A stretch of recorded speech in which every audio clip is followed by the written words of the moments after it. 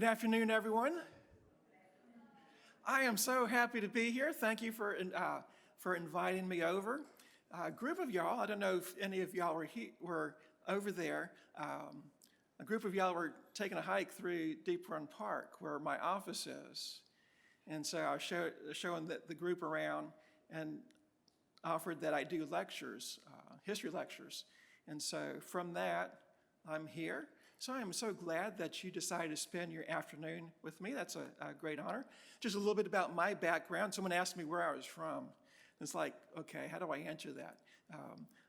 My dad was in the military. I was in the military. Moved to the Richmond area in '96. Went to the Baptist Seminary and was a youth and family minister for a little while until I shifted into county government, working with recreation parks and with a passion for history. I started working at Walkerton Tavern on Mountain Road about 2005, and people would come in and they'd say, all right, tell me about this place. And I had that blank stare again. So it's like, okay, I better figure out a little bit of the history. And people would often follow up with, well, tell me about that place down the road. Tell me about this, tell me about that. So over the last 20 years, I've just been digging into the history of Henrico. And so from that, I put several lectures together. So if you've enjoyed this lecture today, I've got several others, so I'd be willing to come back. All right, so I'm not your typical lecturer. I'm not just kind of stand right here and just kind of drone on. I like my lectures to be more conversational, because a lot of these historic sites that you'll see, you may have grown up around, you may have your own stories. I've learned so much just listening to people as they share their stories. So if you have a story, you can share it during our conversation or maybe afterward. Right, y'all agree to that? Good, good.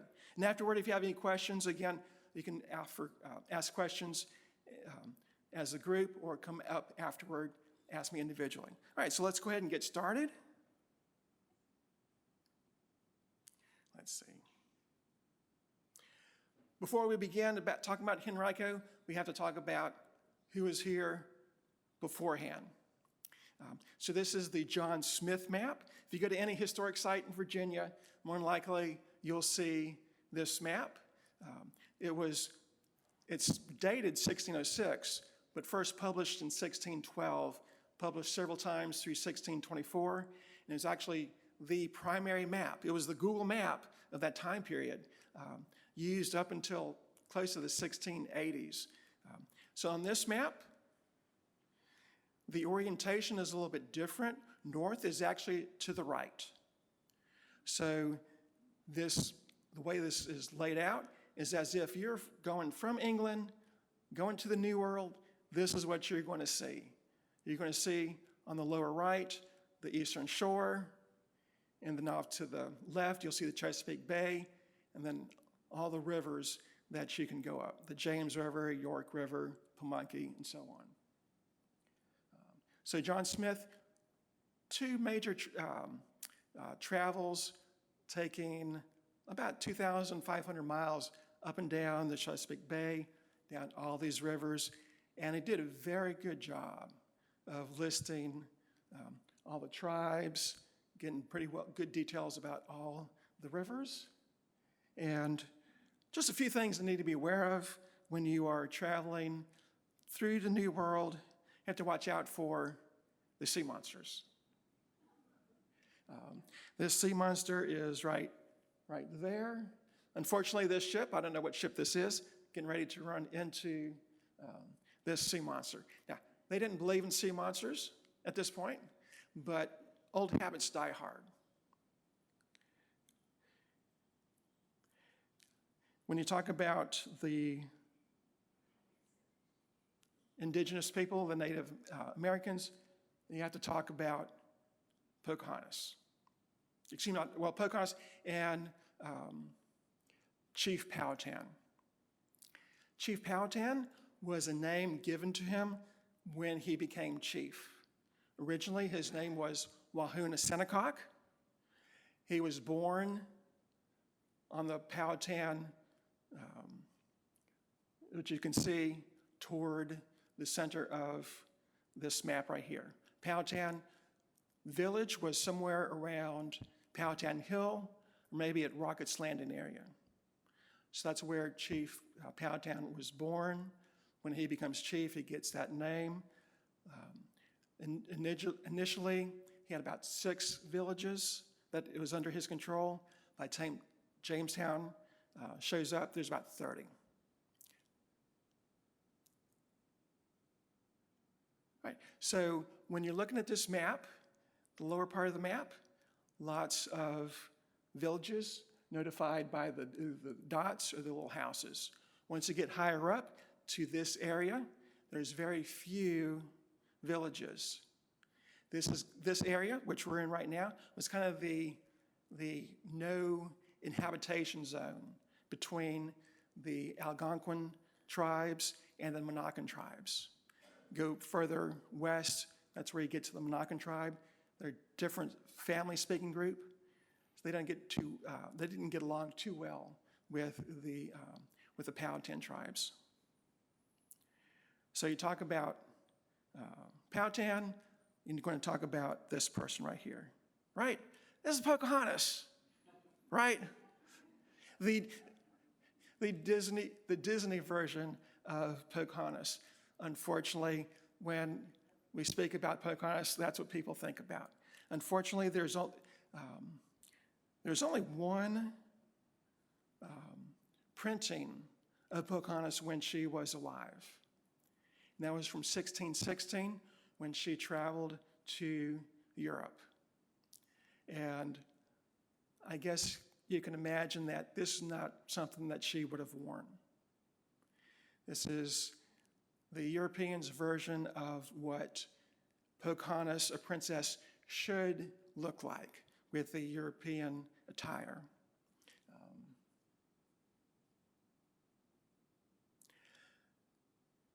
On the left, Powhatan doesn't look as pretty as the Disney version, does she? So even with this version on the left, some people felt, no, we've got to improve on Pocahontas' look. So they did some photoshopping, even back in the 1600s, to make her more appealing. She was basically, as far as the country is concerned, a propaganda tool to encourage more movement to the New World, to encourage more money to be sent to the New World. How many of you have been to Henricus? Oh, all right. So recently, they've removed the admission fee, so it is now free. So you're more than welcome to go back many, many times. Started by Thomas Dale in 1611. Let me get my pointer right here. So we don't know the exact location of Henricus. Originally, the James River flowed quite a twisty path through the area. Henricus is right here. Some people, if you go to Henricus, they'll say, oh, Henricus is right here. There's a possibility that it could be right here in the Dutch Gap. But if you go to Henricus, they'll say, oh, it's right here, buried underneath about 15 to 20 feet of earth. When they dug the canal, they dumped all that earth right here. So if it was right here, yeah, Henricus is buried under 15, 20 feet of earth. I don't know if you're familiar with Jamestown. Up until the 90s, everybody thought Jamestown was eroded into the river or somewhere in the middle of the river. It wasn't until 96 when Dr. Kelso, Bob Kelso, decided that he was going to see if he could find it. And he did eventually find it. Majority of Jamestown Fort is still on the land. But as of right now, we're not sure exactly where Henricus is, or Henrico Town, or Henrico, several different names that have been used. So let me get the Disney version of John Smith. There he is. Good looking guy, isn't he? The original version, the best portrait we have, not quite as attractive. So John Smith, of course, is most known for being a part of the founding of Henricus, traveling up and down all the rivers, but also marrying Pocahontas. So that brings us to a question.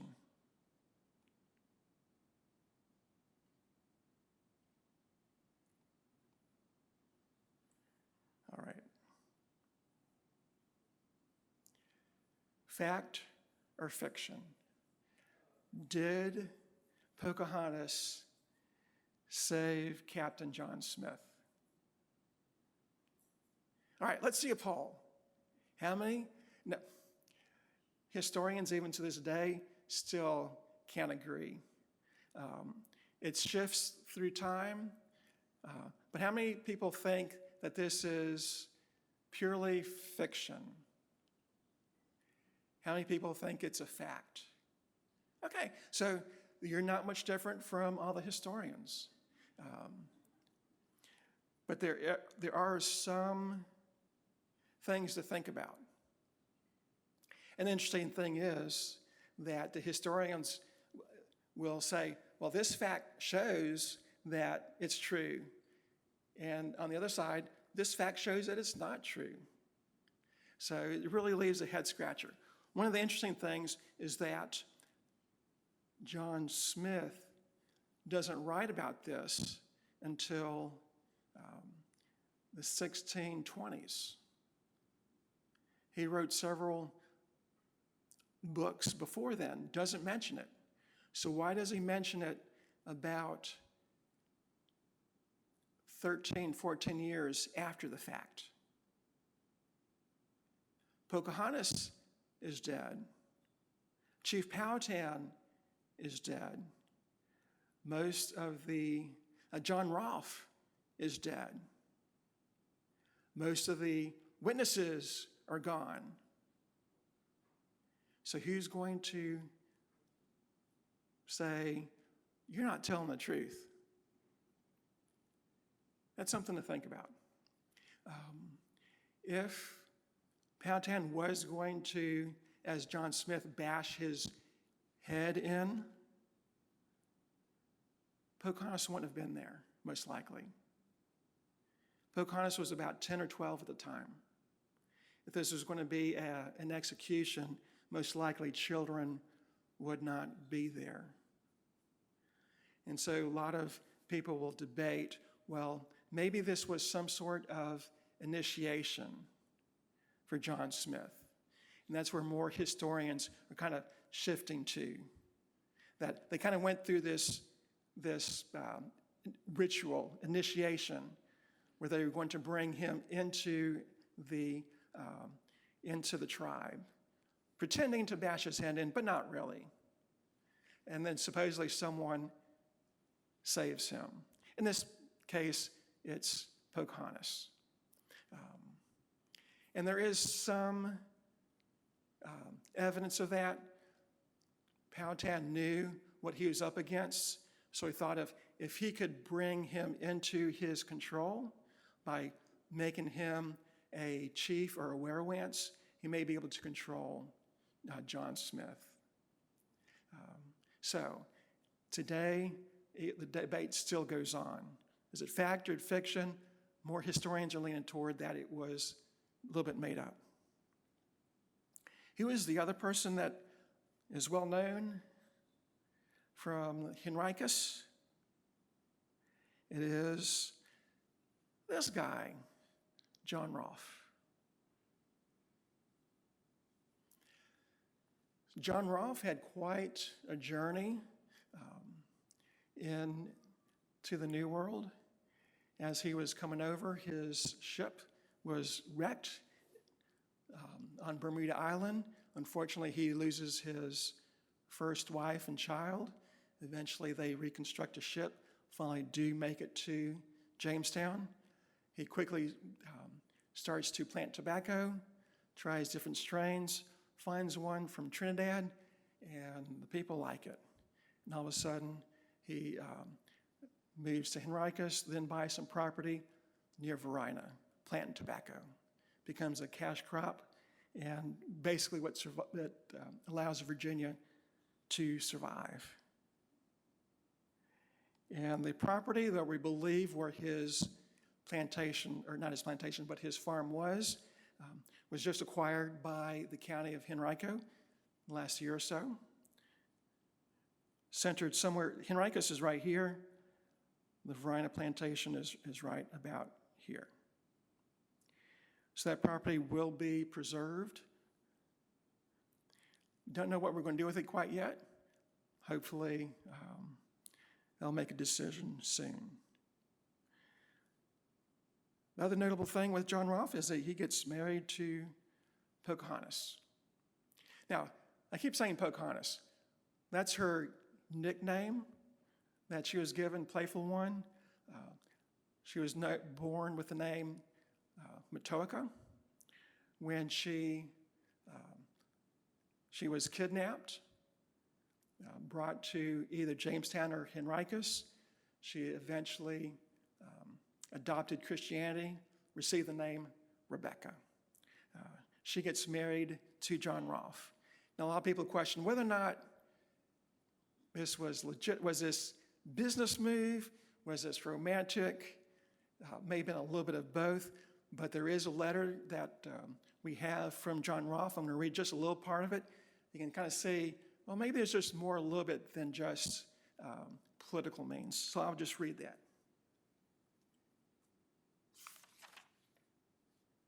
Let's see.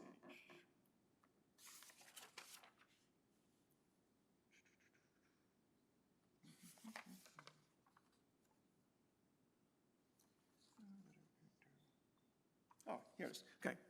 So this is a letter from Rolfe to the Governor Dale. It is Pocahontas, to whom my hearty and best thoughts are, and have been a long time so entangled and enthralled in so intricate a labyrinth that I could not unwind myself thereout. So could you imagine if your spouse said that about you? I am so entangled in her that I cannot find my way out. So that gives us the impression that there was some romantic feelings between the two. They do have a child, Thomas, and unfortunately, if you're familiar with the story, 1616, well, you know, Pocahontas is our seal, right? It's in the county seal. Pocahontas was only in Henrico for most likely 2 years when she is married to John Rolfe. And we think she was born in Womaco, down toward Gloucester. When she gets married, she moves to Varina with John Rolfe. 1616, she takes a trip to England and stays there for quite a while. When they're getting ready to head back, she unfortunately dies. Thomas ends up staying in England. Only John Rolfe returns. The father, John, never sees his son again. John Rolfe comes back to his property and dies about 1622. Scholars will debate whether or not he died due to the Indian massacre. Once Powhatan dies, 1618, his brother, Open Can Canoe, takes over. And 1622, he attacks several of the forts and plantations, but we don't know if Rolfe was a part of that. So after that, after those raids, Henricus is abandoned, and the people are told to move downriver. They don't move too far downriver. Several of them move to Varina. So right here in this map, you can see, so Henricus is right about here. You see the old courthouse and then Aiken. So this is a property that we believe that belonged to John Rolfe, and later on, that Varina area becomes the county seat for Henrico. And so a courthouse is built. This is the Chesterfield Courthouse, the first Chesterfield Courthouse, patterned after the Henrico Courthouse. We don't have a picture of the Henrico Courthouse. Built about 1666, torn down about 1825, and so the courthouse is here, there's a tavern, there's the glebe house. The community starts to develop here. Eventually, the county seat is moved to Richmond, and Varina kind of goes primarily to back to being an agricultural area.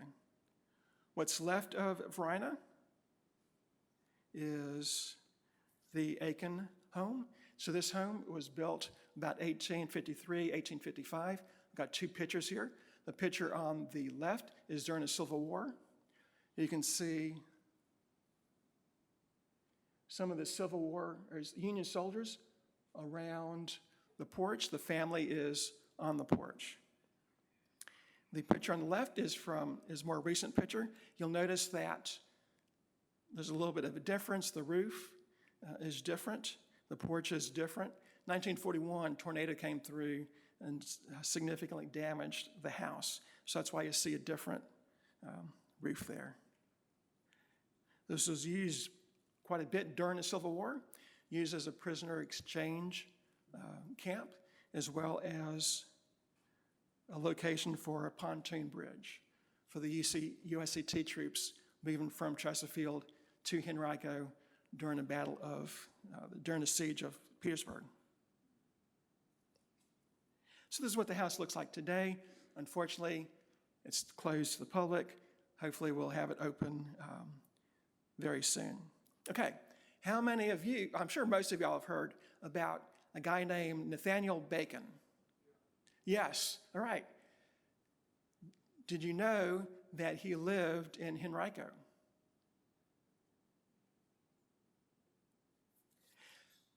I'm sure y'all have seen Game of Thrones, right? Or may are familiar with the Game of Thrones, how there's so much controversy and people going after each other, trying to kill each other.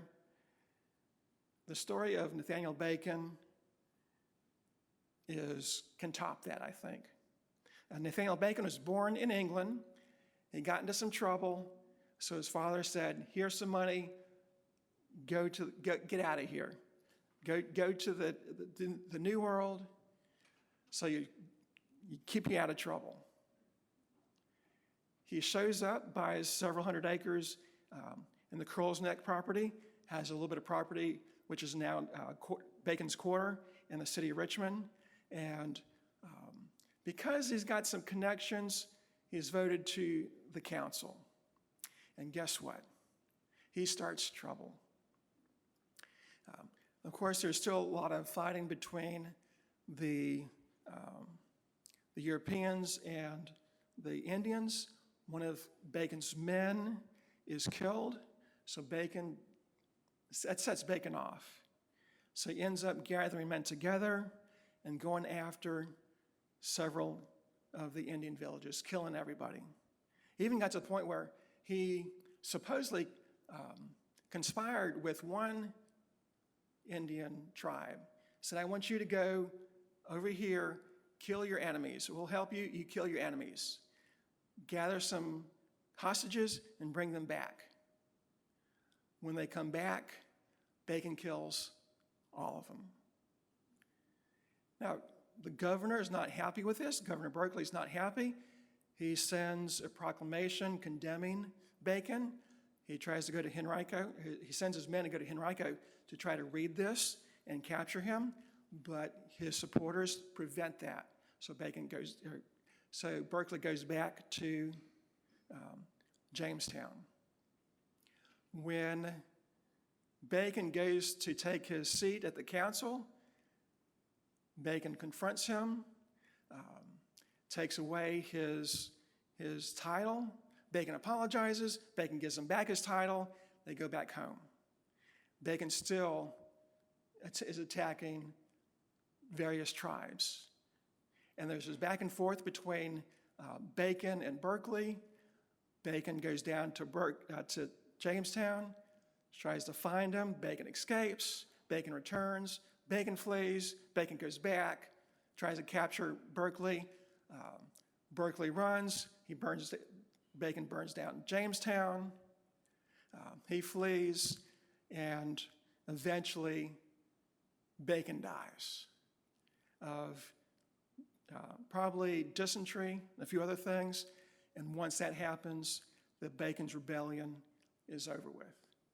Bacon's castle, Bacon was never there. Some of his supporters were there. And so even up to the recent times, people have debated about Bacon. Was this the first battle of the American Revolution? Was Bacon some noble character trying to stand up for the colonies? Now most scholars think, no, he was just greedy. He was just after the Indians' land. Even if he couldn't buy it, he'd kill them. But it still makes for a great story. So if you got some time, read it. It's like, really? All right, next story. The Richmond coal field. How many of you are familiar with the Richmond coal field? A few, okay. So the coal was discovered in Henrico, Chesterfield, down to Amelia County. Most people are familiar with Midlow Mines. They still have a park. They still have some structures that survive somewhat. Unfortunately, pretty much most of the coal mining evidence in Henrico is gone. There's very little left of it. There were two primary locations of the coal pits. One is just north of this area, called the Deep Run coal pits, or the Springfield coal pits. So if you're familiar with the Broad Street, where the Golden Corral is, right behind the Golden Corral, there's still survives a set of woods along that area, along Springfield Road. So we are right in this area. So this is Broad Street. We're right in this area. So this right here is Deep Run Church. So the coal pits are right here and right in this area. This is Francistown Road. So at one point, there was a set of train tracks going from the Springfield coal pits down to the RF&P line. And I don't have it on this map. There was actually a train tracks going through this area. So if y'all have been to Deep Run Park, you probably may have seen a history sign mentioning the Deep Run tracks. Yeah, so I don't know if it actually went through this area. I told one of y'all that I'm going to do some research, see what was here before Cedarfield was here. He was here, were there actually coal pits on this property? So you have to invite me back to find out. So the second area was over toward Tuckahoe Creek. This is Quioccasin Road. This is Tuckahoe Creek. Quite a few more coal pits in this area. I've got a list of some of the coal pits. Does anything jump out at you when you're looking at this list? One thing that jumps out at me are the dates. At the bottom, you see 1924. That's not that long ago.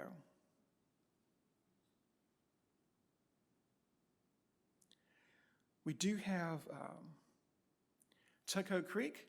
If you go to the end of Ridgefield Parkway, we've acquired some property along Tuckahoe Creek. We have about a half-mile boardwalk. Doesn't this look very nice? It is very beautiful. You get the Tuckahoe Creek, you got lots of birds. Another picture of it.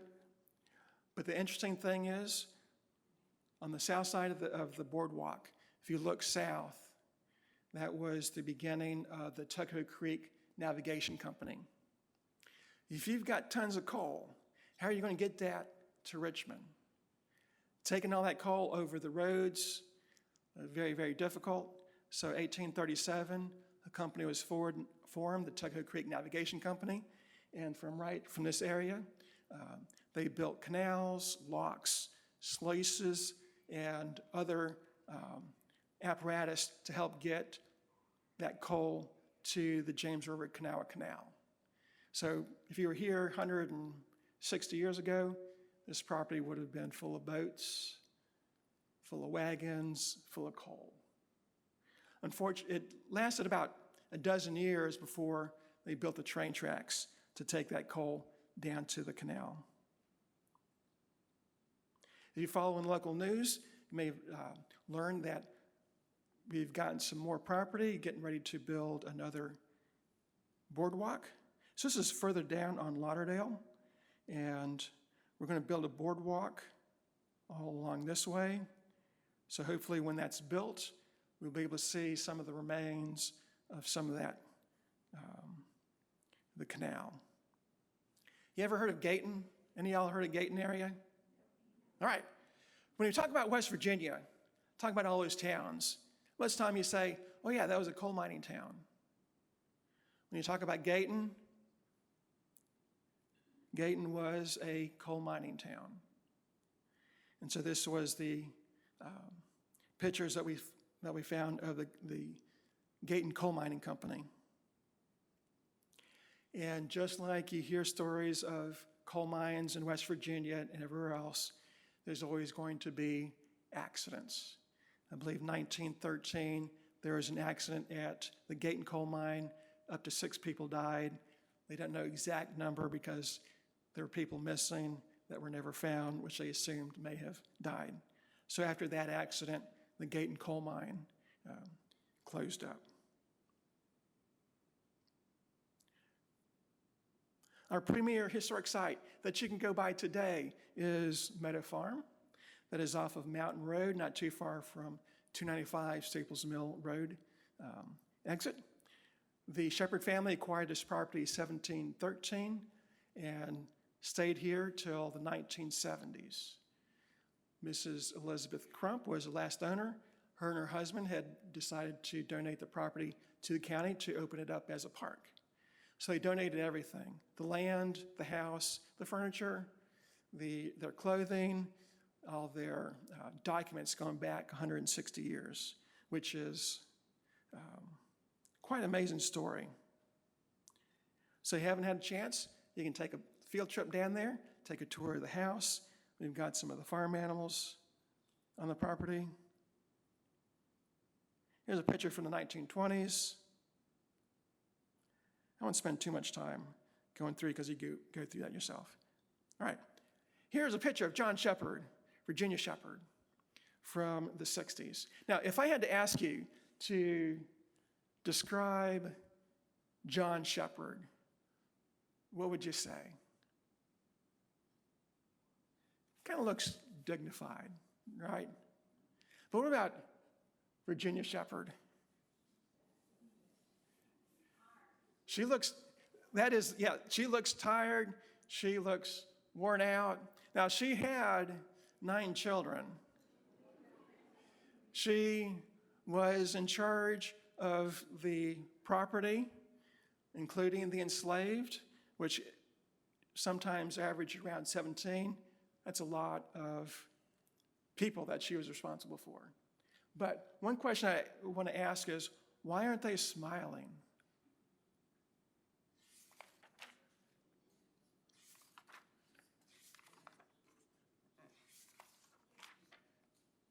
All right. Any ideas? Why weren't they smiling? Well, I thought with the old photos, they had to stay still for a long period of time, and a smile was harder to hold. That is the story that we hear. At this point, in 1860, that's not the case. The exposure of cameras is very, very quick. So it's not about that. Can you smile without showing your teeth?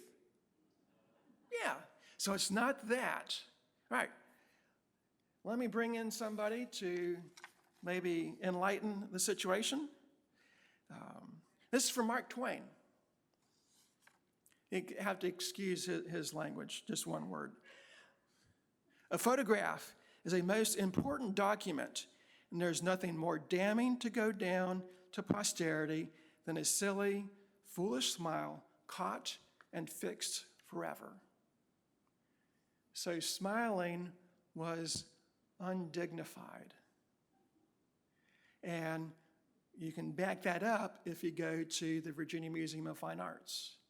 Go through the European paintings. Look at the people. Very, very few people are smiling. Now, there's a few. Now, this isn't 100%, but for a significant degree, yes. And a historian named Nicholas Jeeves said this. By the 17th century in Europe, it was a well-established fact that the only people who smiled broadly in life and in art were the poor, the lewd, the drunk, the innocent, and the entertainment. So, would you want to be associated with that group? You didn't smile. So when you do go through the Virginia Museum of Fine Arts, to a large degree, that holds up. Most people, they're very stern, dignified, but when you see paintings of the entertainment or children, sometimes you'll see a smile, but generally, it was just undignified to smile. Didn't change until the early 1900s, once the Victorian age kind of comes around and or passes, photographs become a little bit more cheaper to make. All right. Gabriel's Rebellion. Probably one of the most significant events that didn't happen. Gabriel was an enslaved blacksmith on the Brookfield Plantation, on where the Walmart is on Brook Road and Perham Road. Because he was a blacksmith, he was able to travel. He was hired out, oftentimes to Richmond. He was literate, so he could read, he could hear stories, he could hear the news. He decided that he probably heard about the Haitian Revolution earlier, how they gained their freedom in Haiti. He decided that he was going to create a rebellion himself. Because he was able to travel through the area, he recruited many, many people. Historians will say several hundred. Their goal was to, on August of 1800, the end of August 1800, to invade Richmond. One group would go to Rocket's Landing, create a diversion.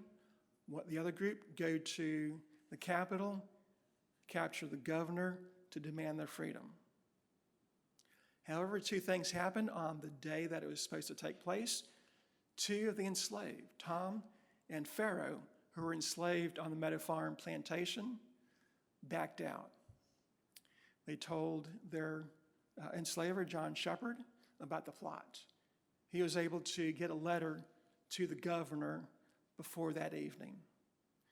During the day, a severe storm came through, made passage to Richmond very, very difficult. They were supposed to cross go down Brook Road, close to where the Martins, the U-crops used to be. That passage became impassable. So Gabriel called it off for a day. That allowed the governor to put the militia together the next morning to travel through the countryside, start capturing anybody they thought was involved. They end up hanging about 26 people. Gabriel does escape, at least initially, heading down to Norfolk. He is caught, he is brought back, and he is hung with several of his other people that were involved. This created such a panic not only in Richmond, but the state and the entire South, because of what one person was capable of doing. So it ends up being that the state passed more laws restricting the education of blacks, restricting the movements of not only enslaved blacks, but the free blacks. So you can only speculate what would have happened if they did succeed.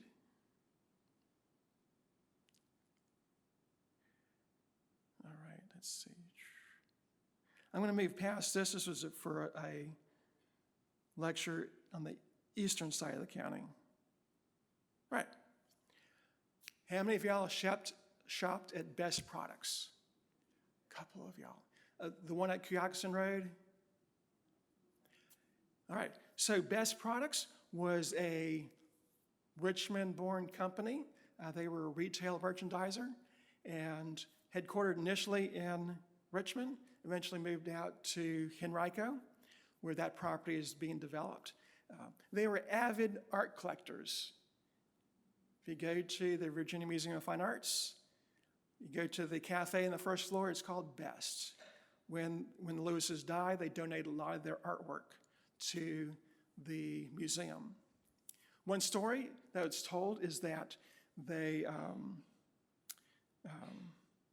well, I'll skip that, I'll move to something else. All right, so this store right here is on Cuyaxon Road. Now, if you're looking from the front of it, it looks like just an ordinary store. But when it was built, you'd walk up, open up the door, you walk into the store, you're back outside. You have to cross a bridge. There's trees, there's bushes.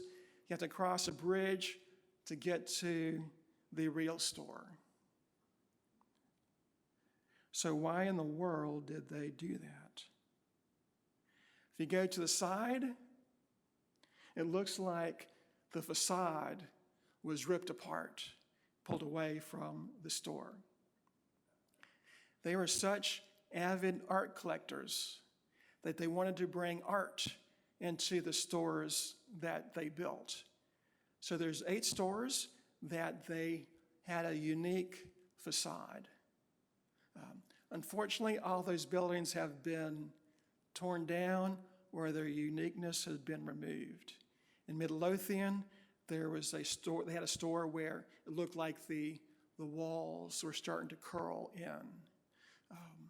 There was another store where it looked like the wall was starting to fall down. So it had a pile of bricks on top of the entrance to the building. Another store, the corner of the building pulled away from the rest of the store. That's how you got in. I guess first thing in the morning, someone had to push a button, and so the corner of the store just pulled away so you can get access to the store. So you can't find all that stuff online. This is the only store that survives. It is now West End Presbyterian Church, but you are allowed on the property to see this unique element. Speaking of Best Products, I gotta be very careful. Sometimes I said Best Buy. It is Best Products. So I'm getting ready to finish up. This is on the property of the Best Products headquarters. The headquarters is located on Parham and 295. Again, if you've paying attention to local news, that property is in the process of being redeveloped. 17,000-seat arena, hotels, housing, retail. We initially thought that we'd be able to preserve the headquarters, but that's not feasible due to a lot of constraints. So that is getting torn down. However, these eagles are going to stay there. The Lewises got these eagles, placed them at their headquarters. The question is, where in the world did they get these eagles from? And you can go drive by and see these eagles today. They got the eagles from this building in New York. Can you see the eagles on top of the building? This is the 42nd Street Airlines Terminal Building. So back in the early days of aviation, it was for the wealthy only. So not a lot of people are traveling by plane. So the airlines could have their terminals inside the city because there just wasn't that much, enough people to warrant having it at the airports. So if you're going to go travel, you go to this terminal building. You go inside, get your ticket, drop off your luggage, take a bus to the airport. But in the 1970s, the world's changing. Airlines tickets are becoming a lot cheaper. More and more people are traveling. So airports start building terminals at the airport, leaving this building vacant. Somehow, the Lewises find out, and they decide they want those eagles. Okay, so how would you get that? How would you get those eagles? All right, so what they did was, it was kind of two things. How did it get them, then how to move them. It's not one big piece, it's several dozens of blocks. Let me get a little bit of information about it. Let's see. We were thinking about moving them, but then after we did some evaluation, we were like, that's not likely. So they're about 10 by 10 by 20 feet tall, 150,000 to 200,000 pounds. That's a lot. So fortunately, the county decided that we're going to keep them here. So what the Lewises did was, they're kind of sneaky. They got the owner of the eagles to donate them, to disassemble them, take them, and donate them to Washington Lee University. I don't know what the mascot of Washington Lee University is. If it was eagles, that'd be great. But Washington Lee was like, what are we going to do with them? Lewises said, why don't you donate them to me? I'll make a donation to the school. You just donate the eagles to me. And so not only did he get them at a very low price, he got them with, he could take them off of his taxes. So he had them disassembled, sent down to the Richmond area, and had them reassembled here.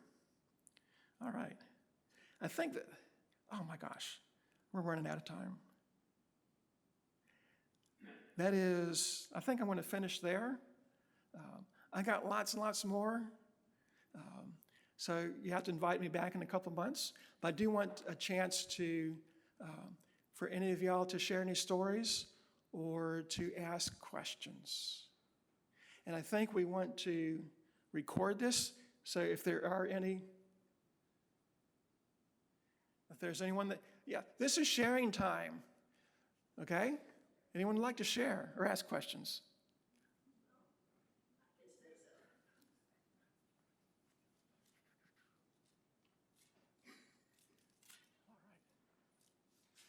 I need someone to help to take the microphone around. Right, hello? All right. Hi. Yes.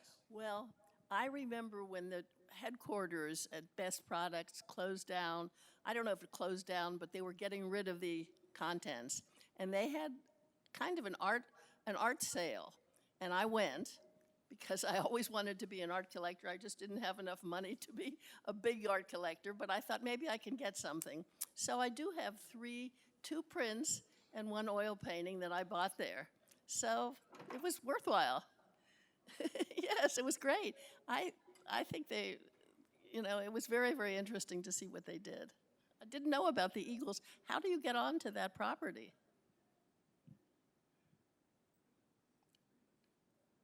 Okay, so to get to the property, if you're on Brook Road, you will you will go down Parham Road, cross over 295. And if you look to the left, you'll just see woods. But the Best Products building is behind the woods. So once you cross 95, you'll take the first left. I think it's Scott Road. And then you'll just, once you get onto the property, take a left, and you'll see the building with the eagles in front of it. No, because it's being developed, because the back of the property is being developed, the people that live there need access. So they have to go through the Best Products property. Well, one thing I mentioned with the Lewis, since we're mentioning Lewis's, the story was that Andy Warhol, they made an agreement with Andy Warhol for a print. And he got it in exchange for a vacuum cleaner.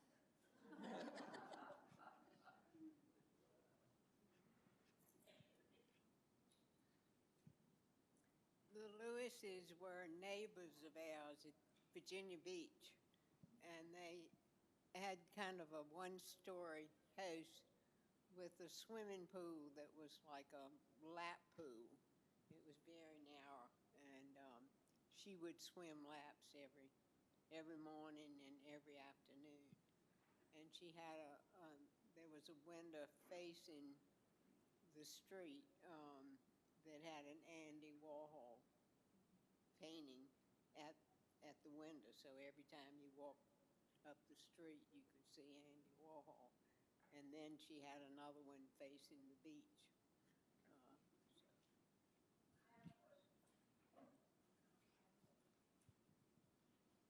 You mentioned Gayton mining building that you tore down. Is that near where the Stewart School is on Gayton Road? Because I lived near there, and they said that some of the mines were right underneath our neighborhood called Sussex Square. I don't know if that's true. All right, so let me get to my computer, go back to that one chart where it listed where all of the mines were. There were dozens of mines. Some of them they started off as surface mines, but then some of them started to dig shafts. I think the deepest one was in the 300 range. I've heard stories of people some of them sinking in, but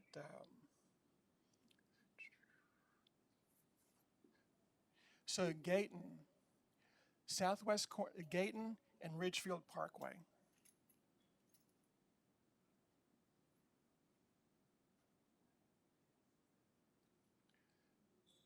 Any other questions? And I'll leave this up. Again, afterward, if you want to come up, ask questions, feel free to do so. If you want to see the chart or anything else, just let me know. Anything else?